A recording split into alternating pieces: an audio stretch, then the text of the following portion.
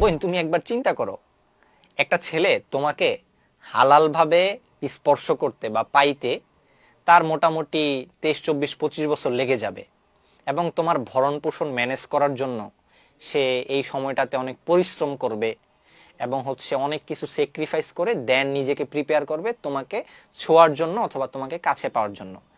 আর তুমি বয়ফ্রেন্ডের 20, 50 টাকার ফুচকা খায়া অথবা 10, 20 টাকা অল্প খুবই নগণ্য কিছু বিষয় পায়া তোমার নিজেকে একেবারে বিলাই দিচ্ছ, শুধু স্পর্শ না আরো যা যা দরকার সবই দিয়া দিচ্ছ।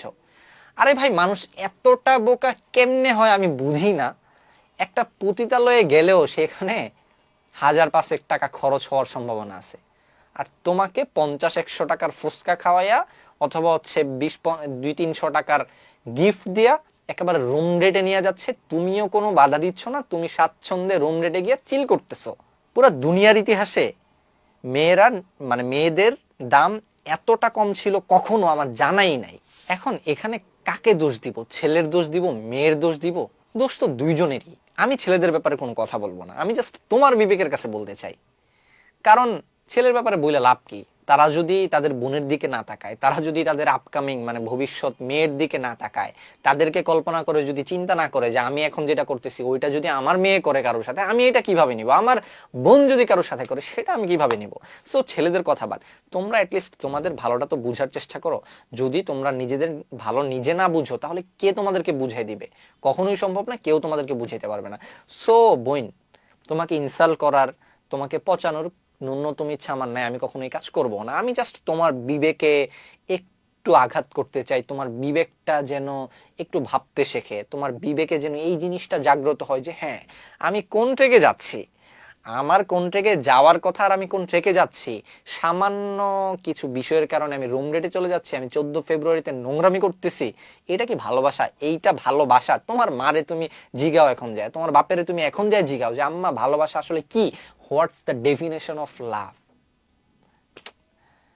বেশি সিরিয়াস কথাবার্তা বলতেছি, যাই হোক, সিরিয়াস কথাবার্তা বলার আসলে মুড নাই। জাস্ট আমার মনে হইতেছিল যে 14 ফেব্রুয়ারি আসলে এই যে এত হইচই হয়, কেন এত হইচই হওয়া লাগে? ভাই আমরা তো সবাই প্রায় মুসলিম, তো আমাদের মধ্যে 14 ফেব্রুয়ারি নিয়ে ক্রেজ কেন থাকবে? এইটা নিয়ে কেন আমার ভিডিও বানানো লাগবে? বাট স্টিল এগুলো নিয়ে কথা না বললে মানুষের ভেতরে ঢুকতেছেই না।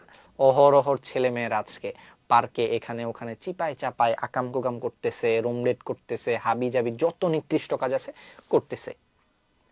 এইটা কইরা তুমি আমাকে একজন মানুষ দেখাও যে 14 ফেব্রুয়ারিতে এই টাইপের নোংরামি কইরা পুরা লাইফে সুখে থাকতে পারছে। আরে পুরা লাইফ বাদ দাও মিয়া, যার সাথে এই টাইপের নোংরামি করছে ওর সাথে লাইফে কয়দিন থাকতে পারছে?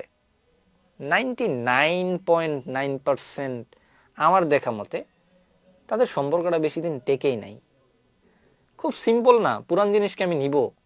আমার কাছে নতুন জিনিস থাকতে আমি কেন পুরান জিনিসটা নিব? টিস্যু পেপার ইউজ করলেই কেউ আবার সেটা পকেটে রাখে, সেটা তো ফালায় দেয়। সো তোমাকে তো টিস্যু হিসেবে ব্যবহার করছে। তুমি যদি নিজেরটা ভালো না বুঝো, অর্থাৎ তুমি যদি নিজেই নিজেকে টিস্যু বানায় রাখতে চাও, তাইলে তো আমি বা কেউ বলে তোমাকে সেখান থেকে উদ্ধার করতে পারবে না। তো যাই হোক, অনেক কথাবার্তা বলছি, মাইন্ড করলে সরি, বাট আমার মনে হয় এই জিনিসটা একটু ভাবা দরকার। তুমি তো শিক্ষিত মানুষ, তো আমি বিশ্বাস করি এই জিনিসটা ঠান্ডা মাথায় ভেবে ভালো একটা সিদ্ধান্ত নেওয়ার যোগ্যতা আল্লাহ তোমাকে দিছে, এবং সেই যোগ্যতা তোমার অলরেডি তুমি গেইন করে ফেলছো। সো আমার এত মোটিভেশন শোনার দরকার নেই, আর আমি পার্সোনালি মোটিভেশনাল বক্তাও না, এমনিই জাস্ট ঘোড়ার ডিম মাঝে মধ্যে মনের ভিতর যেগুলো আসে তোমাদের সাথে একটু শেয়ার করার ট্রাই করি। আর আরেকটা বিষয়ের জন্য সরি যে আমি সবাইকে তুমি করে বলে ফেলছি, আসলে এইটা কথার মধ্যে চলে আসছে। সো সিনিয়র যারা দেখতেছেন বা দেখবেন, সো ওইটা আপনারা মাইন্ড করেন না। ভালো থাকেন, সুস্থ থাকেন।